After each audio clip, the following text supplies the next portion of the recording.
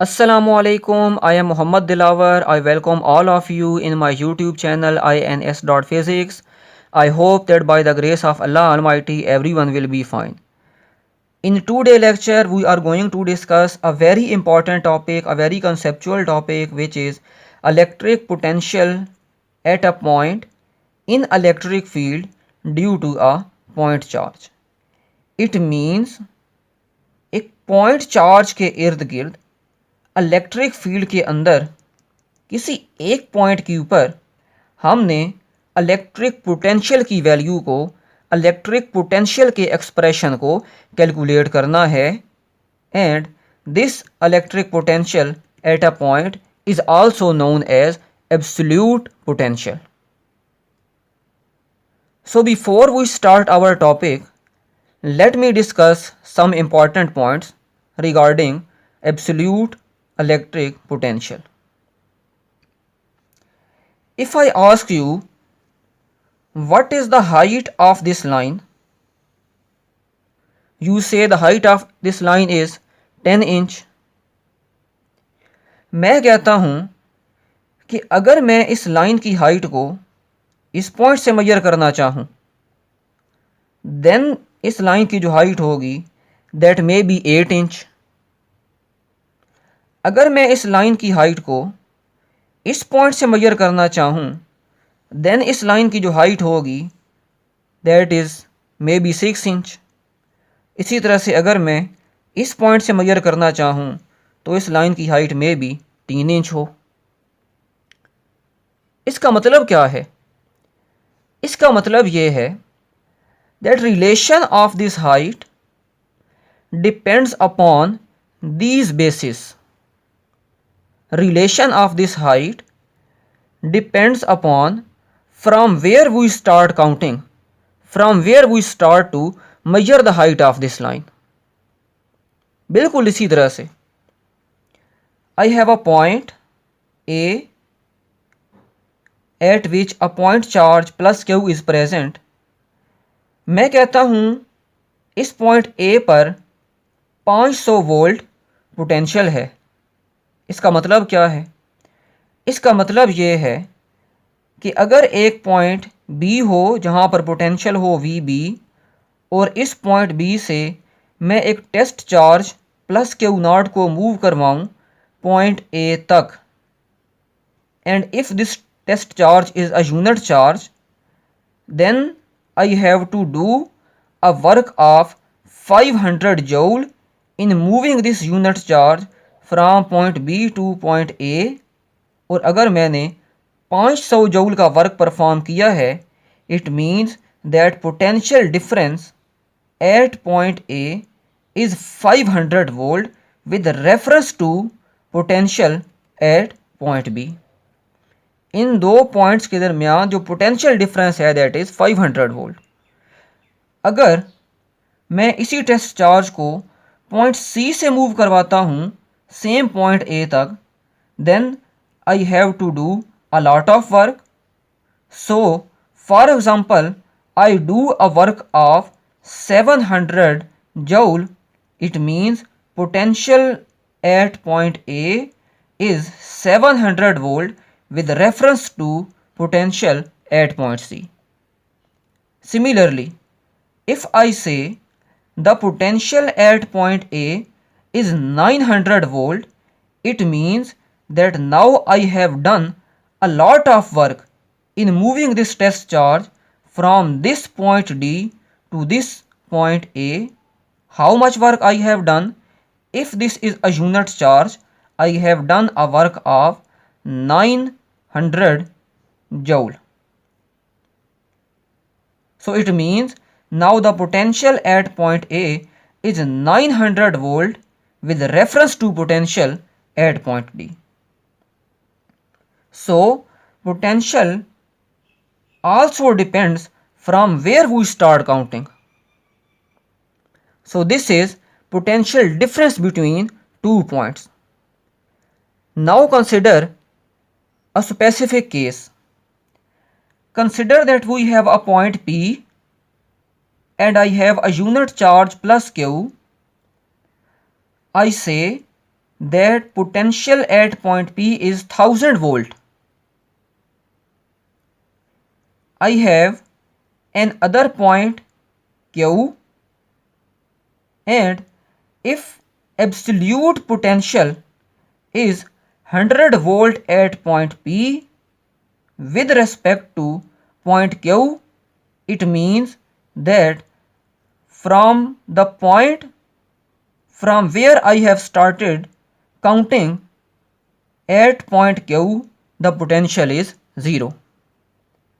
अगर point Q के ऊपर पोटेंशियल 0 है तो पॉइंट Q के ऊपर मुझे अपने टेस्ट चार्ज को मूव करवाने के लिए किसी तरह का वर्क परफॉर्म करने की ज़रूरत नहीं है.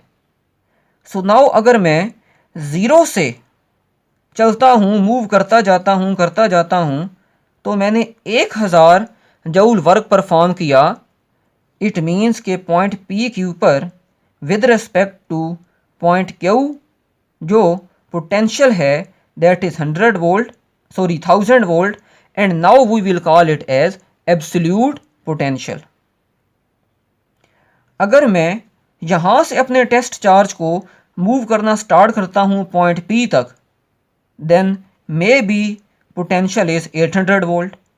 अगर मैं यहाँ से स्टार्ट करता हूँ अपने टेस्ट चार्ज के ऊपर वर्क परफॉर्म करना और उसको पॉइंट P तक लेकर जाता हूँ, then maybe potential is 500 volt.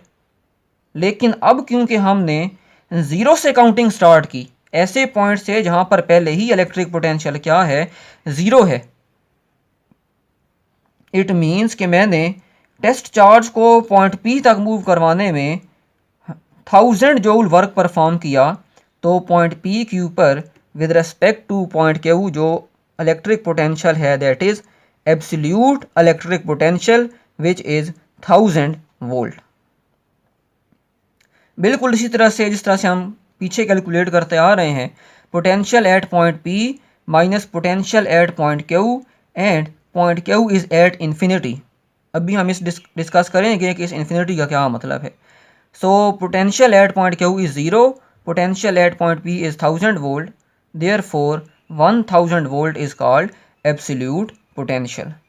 It means कि इस टॉपिक के अंदर भी हमें एक पॉइंट ऐसा कंसिडर करना पड़ेगा जहाँ पर पोटेंशियल क्या होगा, 0 होगा. देन हम एक स्पेसिफिक पॉइंट के ऊपर इलेक्ट्रिक पोटेंशियल या एब्सोल्यूट पोटेंशियल की वैल्यू को कैलकुलेट कर सकेंगे.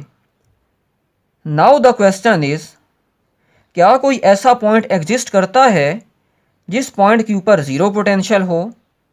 सो इसका आंसर है यस, ऐसा पॉइंट एग्जिस्ट करता है जहाँ पर पोटेंशियल 0 हो, और वो पॉइंट ऐसा पॉइंट होगा जिस पॉइंट के ऊपर अगर मैं किसी टेस्ट चार्ज को प्लेस करूं, देन वो टेस्ट चार्ज रेस्ट कंडीशन के ऊपर ही रहेगा.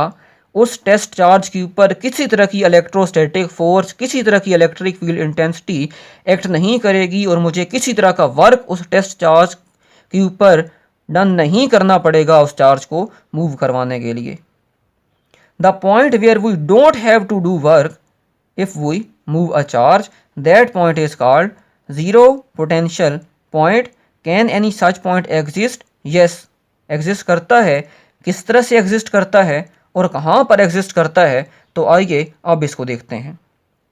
हमें पता है कि अगर हमारे पास एक पॉइंट चार्ज हो और मैं इस पॉइंट चार्ज से अवे मूव करता जाऊँ, then the value of electric field intensity decreases because electric field intensity is inversely proportional to the square of the distance from the center of point charge to that point at which we want to calculate the strength of electric field intensity. So अगर ये जो R है ये infinity के ऊपर चला जाए, infinity means outside the electric field. So अगर ये पॉइंट इन्फिनिटी के ऊपर चला जाएगा, then R is equal to infinity, something over infinity 0. It means at that point, the point which lies at infinity, electric field intensity is 0. If electric field intensity is 0, then force acting on that point is also 0. If force at that infinity point is 0, then work at that point is 0. I have to do no work if we place a test charge at that point. And if work is 0, then potential at that point is also 0. It means हर वो point जो infinity के ऊपर लाई करेगा उस point के ऊपर electric field intensity भी 0, फोर्स भी 0, वर्क भी 0 and potential is also 0. Now let's move to our topic and derivation. Okay, so now I have a point charge plus Q whose electric field is radial and non-uniform, and this is the region of electric field. Consider करें कि ये वो point A है electric field के अंदर जिस point A के ऊपर हमने इलेक्ट्रिक पोटेंशियल की वैल्यू को कैलकुलेट करना है कि इस पॉइंट चार्ज की वजह से इस पॉइंट ए के ऊपर कितना इलेक्ट्रिक पोटेंशियल एग्जिस्ट कर रहा है. सो उसको कैलकुलेट करने के लिए हमने क्या किया, एक पॉइंट बी कंसिडर किया which is at infinity. Now you must have clear the concept of infinity means potential at this point is 0. The point at which we calculate the value of electric potential, that point is at distance RA from the center of this point charge. Similarly, the point which is at infinity, the distance between the center of point charge and point B is RB, and the distance between point A and point B is del R. Remember, these 2 points are so close to each other that electric field intensity between these 2 points approximately remains constant. Del R की value बहुत small होगी. कितनी small? Approaches to 0 but not equal to 0. So del R diagram से देखें तो हम easily calculate कर सकते हैं. RB minus RA is equal to del R. Now, electric field intensity due to a point charge formula हमें पता है और वो क्या होता है, KQ upon R square. So we have to assume a certain point R.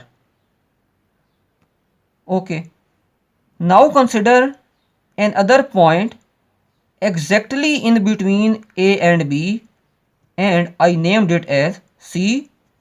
The distance from the center of point charge to this central point C is R.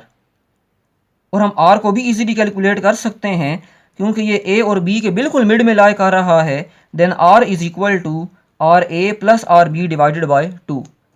Mean ये बिल्कुल इसी तरह से है जैसे मेरे पास 2 पॉइंट्स हों, एक पॉइंट हो 5 और एक पॉइंट हो 7, और मुझसे कोई पूछे कि भाई इस 5 और 7 के जो बिल्कुल मिड वाला पॉइंट है वो कौन सा है, तो हम क्या करेंगे, 5 और 7 को ऐड करके 2 के ऊपर डिवाइड कर देंगे तो मिड वाला पॉइंट आ जाएगा.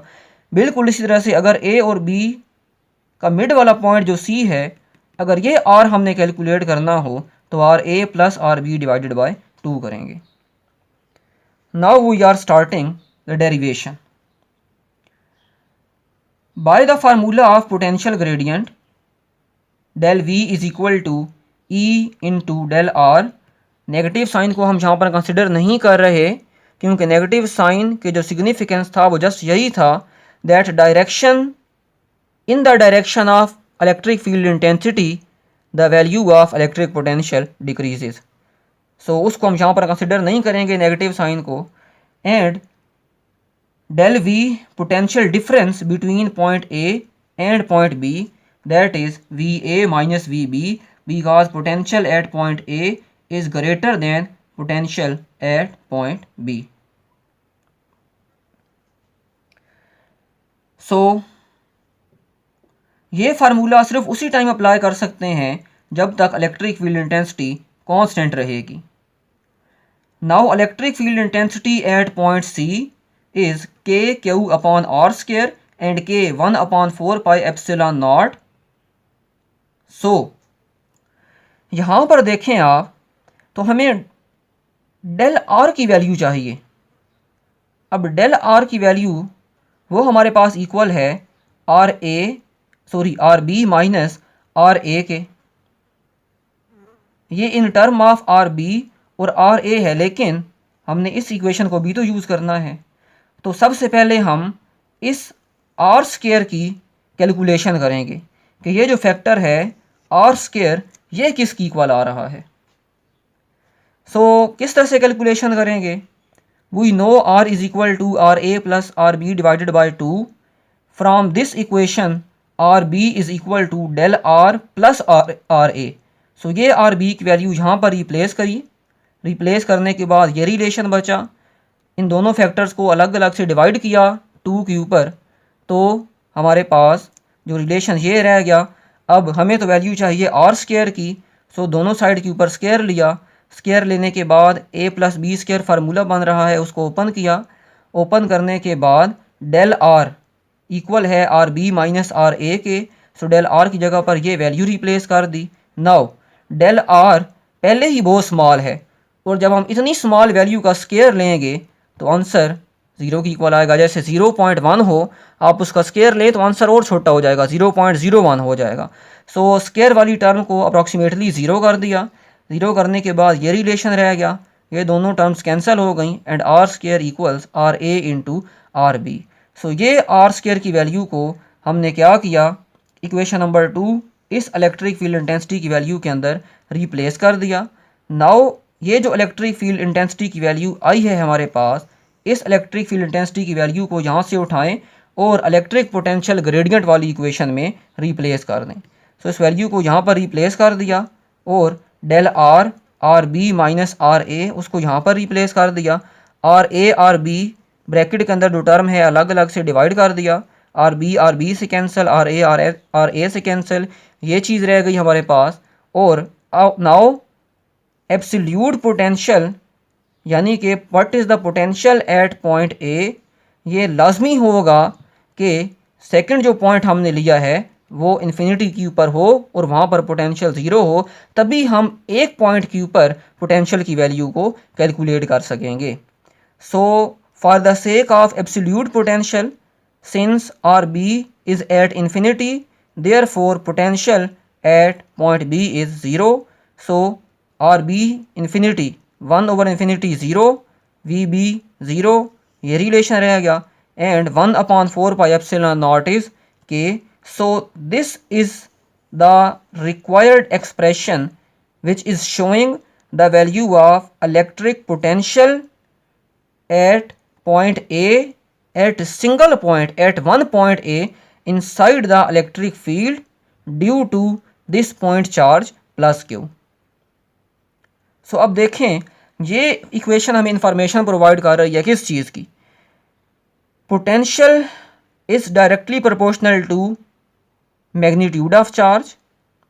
Second point, potential is inversely proportional to the distance between that point at which we want to calculate electric potential।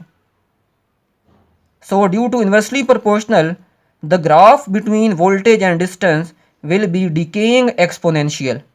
Similarly, जिस तरह से बॉयल्स लॉ का होता है ग्राफ। और क्योंकि अभी इस पॉइंट चार्ज और हमारे पॉइंट ए के दरमियान फ्री स्पेस है, therefore k is equal to 1/4 pi epsilon naught. लेकिन अगर फ्री स्पेस ना हो, कोई और मीडियम प्लेस कर दें, देन हमारे पास जो पोटेंशियल होगा in the case of medium that will be 1/4 pi epsilon naught epsilon R. उस मीडियम की रिलेटिव परमिटिविटी को हम यहाँ पर मल्टीप्लाई करवाएंगे और ये एक्सप्रेशन किसकी इक्वल है, परमिटिविटी ऑफ मीडियम के। ओके, अगर आप इस इक्वेशन को जब k की value 1/4 pi epsilon not put करेंगे और इस इक्वेशन को डिवाइड करेंगे तो हमारे पास ये रिजल्ट बचेगा। ये रिजल्ट ये बता रहा है कि अगर हमें in case of free space किसी एक पॉइंट के ऊपर पोटेंशियल की वैल्यू पता हो और हम किसी भी मीडियम के लिए उसी पॉइंट के ऊपर पोटेंशियल को कैलकुलेट करना चाहें, देन हम उस फ्री स्पेस के पोटेंशियल को उस मीडियम की रिलेटिव परमिटिविटी से सिंपल डिवाइड कर देंगे, तो उस पॉइंट के ऊपर due to that medium potential की वैल्यू आ जाएगी। सो आई होप सो कि आज की वीडियो आपको इजीली अंडरस्टैंड हो चुकी होगी, लेक्चर आपको पसंद आया होगा। तो अगर आपको वीडियो पसंद आई हो तो हमारे चैनल को सब्सक्राइब करें। तो मिलते हैं एक न्यू लेक्चर के साथ नेक्स्ट वीडियो में, तब तक के लिए अल्लाह हाफिज़।